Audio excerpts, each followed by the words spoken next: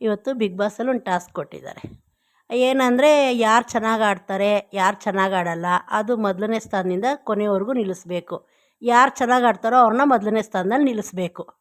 ಅದರಲ್ಲಿ ಧನುಷು ಗಿಲ್ಲಿನ 2ನೇ ಸ್ಥಾನದಲ್ಲಿ ನಿಲ್ಲಿಸಿದ್ದಾನೆ.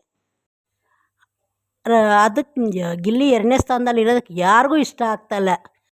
ಅದಕ್ಕೆ ರಘು ಹೇಳ್ತಿದ್ದಾರೆ, ನೀನು ಏನು ಕೆಲಸ ಮಾಡ್ತೀಯ ಅಂದ್ಬಿಟ್ಟು 2ನೇ ಸ್ಥಾನದಲ್ಲಿ ನಿಲ್ಲಿಸವ್ರೆ. ಇಲ್ಲಿ ಬಂದಿರೋರ್ಗೆ ಏನಂದರೆ ಬಿಗ್ ಬಾಸ್ ಟಾಸ್ಕ್ ಅಂದರೆ ಅಂತ ಏನಂತಲೇ ಅವ್ರಿಗೆ ಅರ್ಥ ಆಗ್ತಾಯಿಲ್ಲ. ಬಿಗ್ ಬಾಸ್ ಆಟ ಆಡ್ತಾ ಇರೋದೇ ಅಲ್ಲಿ ಗಿಲ್ಲಿ. ಅಸಲಿಗೆ 2ನೇ ಸ್ಥಾನದಲ್ಲಿ ನಿಲ್ಲಿಸಿರೋದೇ ತಪ್ಪು. ಗಿಲ್ಲಿನ ಮೊದಲನೇ ಸ್ಥಾನದಲ್ಲಿ ನಿಲ್ಲಿಸ್ಬೇಕು ಗಿಲ್ಲಿನ. ಬಿಗ್ ಬಾಸ್ ಆಟ ಆಡ್ತಾ ಇರೋದು ಯಾರು ಅಂದರೆ ಅದು ಗಿಲ್ಲಿ ಮಾತ್ರನೇ. ಇವರೆಲ್ಲ ಒಂದು ಕಡೆ ಆದರೆ ಮನೆಯವರೆಲ್ಲ ಗಿಲ್ಲಿ ಒಬ್ಬ ಮಾತ್ರ ಒಂದು ಕಡೆ.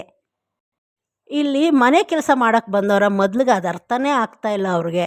ಮನೆ ಕೆಲಸ ಮಾಡಬೇಕಂದ್ರೆ ಬಿಗ್ ಬಾಸ್ ಅವರೇ ಒಬ್ಬೊಬ್ಬರನ್ನ ಒಂದೊಂದು ಕೆಲಸಕ್ಕೆ ತಂದು ಬಿಟ್ಬಿಡ್ಬೋದಲ್ಲ. ಅಡುಗೆ ಬಟ್ಟೆನ ಅಡುಗೆ ಮಾಡೋದಕ್ಕೆ, ಹೌಸ್ ಕೀಪಿಂಗ್, ಬಾತ್ರೂಮ್ ತೊಳೆಯೋದಕ್ಕೆ, ಮನೆ ಕ್ಲೀನ್ ಮಾಡೋಕೆ ಒಬ್ಬೊಬ್ಬರನ್ನ ತಂದು ಬಿಟ್ಬಿಡ್ಬೋದಲ್ಲ.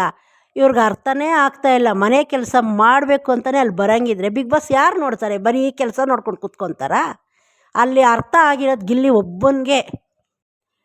ಅದರಲ್ಲಿ ರಕ್ಷಿತಾ ಬೇರೆ 2ನೇ ಸ್ಥಾನದಲ್ಲಿ ಯಾಕೆ ನಿಲ್ಲಿಸಿದ್ದೀರಾ ಅಂತ ಕೇಳ್ತಾವಳೆ. ಅಲ್ಲಿ ಗೊತ್ತಿರೋದೇ ಅವ್ರಿಗೆಲ್ಲ ಯಾರಿಂದ TRP ಬರ್ತಾಯಿದೆ, ಯಾರು ಚೆನ್ನಾಗಿ ಆಡ್ತಾವ್ರೆ. ಅಲ್ಲಿ ಕಿಚನ್ ಪಂಚಾಯಿತಿಯಲ್ಲೇ ಗೊತ್ತಾಗತ್ತೆ ಯಾವ ರೀತಿ ಏನು ಅಂದ್ಬಿಟ್ಟು. ಇವ್ರಿಗೆ ಯಾಕೆ ಅರ್ಥ ಆಗ್ತಾಯಿಲ್ವೋ ಗೊತ್ತಾಗ್ತಾ ಇಲ್ಲ. ಏನಕ್ಕೆ ಅವನ ಮೇಲೆ ಅಷ್ಟೊಂದು ವೈರಿ ಮಾಡ್ತಾರೋ ಗೊತ್ತಾಗ್ತಾ ಇಲ್ಲ. ಗಿಲ್ಲಿ ರಕ್ಷಿತಾ ಬಂದು ಒಂದು ವಾರ ಮತ್ತೆ ಎಲ್ಲರೂ ಸೇರಿ ಹೊರಗಡೆ ಕಳಿಸಿದ್ರು. ಅವಳೊಂದು ವಾರ ಆಚೆ ಇದ್ಲು. ಗಿಲ್ಲಿಗೆ ಫ್ಯಾನ್ಸು ಏನವ್ರೆ ಏನು ಎಲ್ಲ ಗೊತ್ತು ಮಾಡ್ಕೊಂಡು ಬಂದು ಗಿಲ್ಲಿ ಜೊತೆ ಇರೋಂಗೆ ನಾಟಕ ಆಡಿದ್ಲು. ಆಮೇಲೆ ಇಲ್ಲಿ ಬಂದು ಎಲ್ಲರೂ ಬಂದು ಅವನ್ನ ಟಾರ್ಗೆಟ್ ಮಾಡಿದ್ರು. ಅವಾಗ ಅವಳಿಗದು ಮರ್ತೋಗ್ಬಿಟ್ಲು ಫ್ಯಾನ್ಸ್ ಇರೋದನ್ನು. ಇವಾಗ ಅವಳು ಹೊಸ ಥರ ನಾಟಕ ಆಡೋಳೆ. ನಾಮಿನೇಷನ್ ಮಾಡೋದು ಗಿಲ್ಲಿನ, ಕಳಪೆ ಕೊಡೋದು ಗಿಲ್ಲಿನ, ಏನೇ ತಪ್ಪು ಮಾಡಿದ್ರು ಗಿಲ್ಲಿನ, ಈ ರೀತಿ ಅವಳು ಇವಾಗ ನಾಟಕ ಶುರು ಮಾಡ್ಕೊಂಡವಳೆ ರಕ್ಷಿತಾ. ಗಿಲ್ಲಿಯಿಂದ ರಘುಗೆ ಒಂದು ಆಚೆ ಸಪೋರ್ಟ್ ಇತ್ತು. ಗಿಲ್ಲಿಯಿಂದ ಹೆಂಗೂ ನಾವು ತುಂಬ ಇಷ್ಟಪಡ್ತಾ ಇದ್ವಿ ರಘು ಹೆಂಗೋ ಬರ್ತಾರೆ ಅಂತ. ಮೊನ್ನೆ ನೋಡಿದ್ರೆ ರಘು ಅವರು ಬಟ್ಟೆ ಎಲ್ಲ ಎತ್ತಿ ಬಿಸಾಕಿದ್ರು. ಅದನ್ನ ನೋಡಿ ತುಂಬ ಬೇಜಾರಾಯಿತು. ಅವನ ಬಟ್ಟೆ ಅವನು ಇಷ್ಟ, ಅವನಿದು.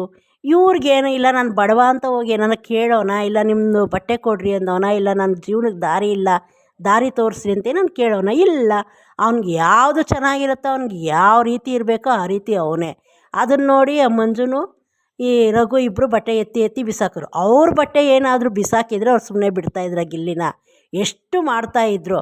ಆದರೆ ಇವ್ರು ಯಾಕೆ ಅಷ್ಟೊಂದು ಇದು ಮಾಡ್ತಾರೋ ಗೊತ್ತಿಲ್ಲ. ರಘು ಯಾಕೆ ಇತ್ತೀಚೆಗೆ ಎಲ್ಲರೂ ನೋಡಿ ರಘುನೂ ಚೇಂಜ್ ಆಗೋದ್ರು. ಇದೇ ರೀತಿ ಒಳ್ಳೊಳ್ಳೆ ಅಪ್ಡೇಟು ನಾನು ತಿಳಿಸ್ಕೊಡ್ತಾ ಇರ್ತೀನಿ. ನಿಮ್ಗೇನು ಅನ್ನಿಸ್ತೋ ಕಮೆಂಟ್ ಮಾಡಿ. ನನ್ನ ಚಾನಲ್ನ ಸಬ್ಸ್ಕ್ರೈಬ್ ಮಾಡಿ.